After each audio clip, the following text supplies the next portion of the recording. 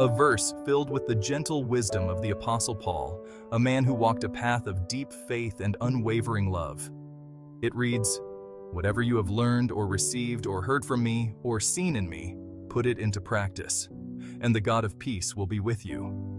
Imagine, my child, a weary traveler, burdened by life's trials.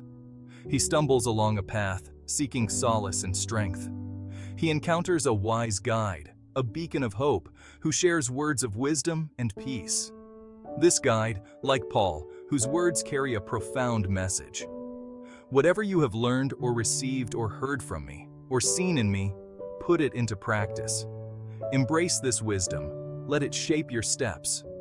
And the God of peace will be with you. This promise is a beacon of hope in the darkest of nights. It whispers that you are not alone, that the God of peace walks with you. A promise of tranquility in chaos, joy in adversity, and peace beyond understanding. Embrace the wisdom, trust in the God of peace, and cherish his gift of peace. Boy,